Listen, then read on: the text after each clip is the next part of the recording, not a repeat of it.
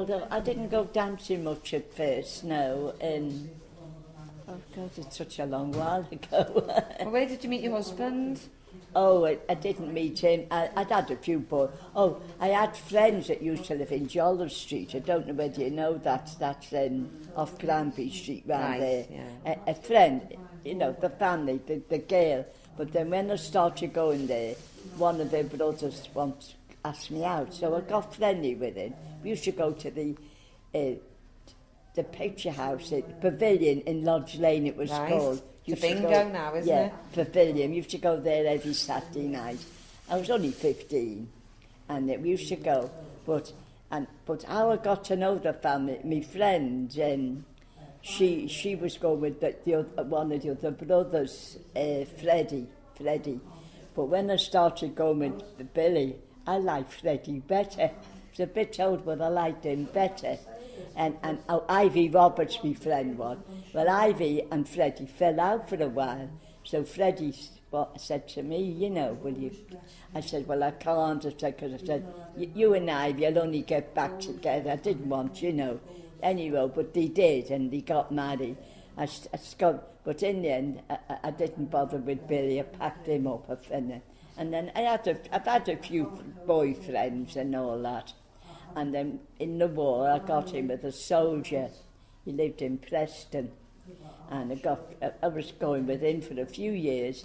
And I took him home, like, my mother asked him to my 21st birthday party. Oh, I didn't, she did. Anyway, I started going with him and for a while. So he said, well, when I come out the army, we'll get married, you know. So he had to go, he went overseas. So I started getting letters from him, you know. And in the end, he stopped. So I went down to Casey Street, that's where, and, you know, so they said, well, no news is good news. Was so there an office or something in Casey Street? Oh, no, the family were in Casey Street. No, we used to go and inquire if over the war, if he didn't, you know, they used to.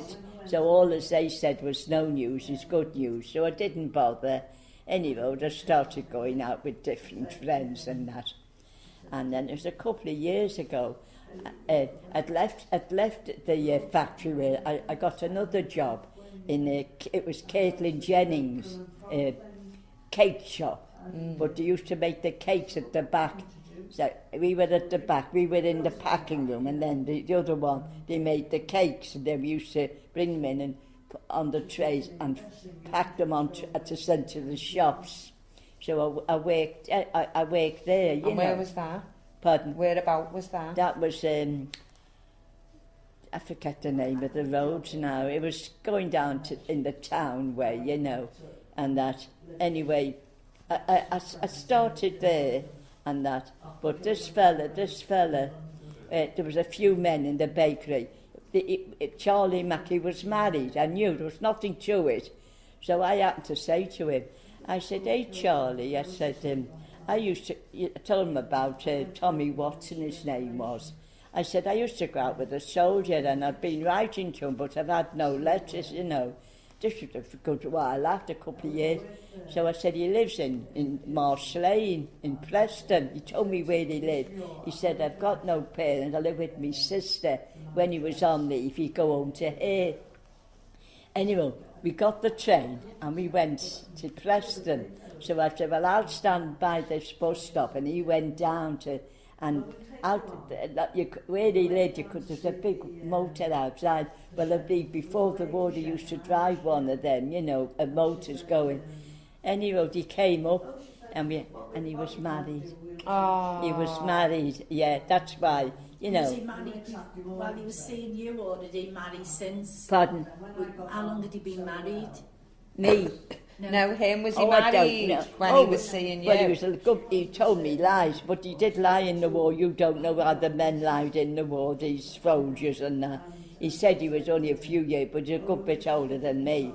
But he said, no, he said, I was going to marry you, Jess, but he said, now my wife's ill in that, you know. But it didn't bother, like, because, you know, I hadn't bothered.